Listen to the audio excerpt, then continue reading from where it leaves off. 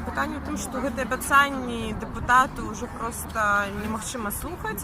Гэта тэма па артыкулу 328, яна у палаце прадстаўнікоў уже 3 гады, вось колькі кадэнцыя дэпутату, столькі мы спрабуем гэтае пытанне пралабіяваць і ўнесці правкі ў крымінальны кодекс. Дагэтуль ніякага выніку рэальна няма.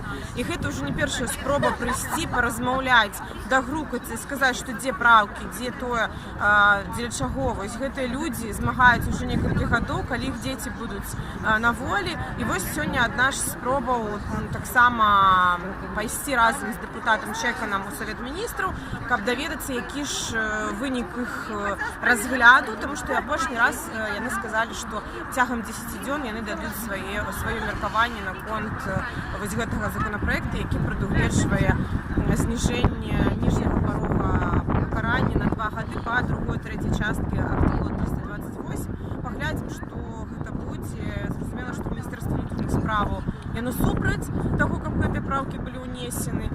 Кажа, што ўсё добра, 16 000 людзей асуджаных па артыкуле 328, гэта для іх нармальна. Яны кажуць, што яны працуюць у прафілактыцы, але, на жаль, гэтую прафілактыку мы не бачым. Рэальна саджаюць толькі тых людзей, якія пачкамі быццам бы распаўсюджваюць наркотыкі, але справу супраць тых, хто кантралюе, а любыя наркотыкі на тэрыторыі краіны кантралююцца дзяржаўнымі органамі улады, мы не бачым.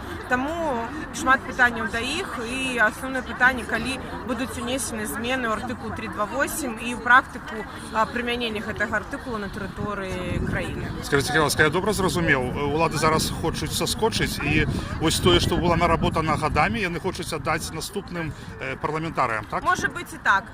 Пытанне ў тым, што яны скажу, што ніхто не хоча, у адной з размовы ніхто не хоча браць адказнасць. Атрымаецца, што ты дэпутаты ў гэтай кадэнцыі, яны не хочуць браць адказнасць, толькі незразумела, за што яны не хочуць браць адказнасць. Дзякую.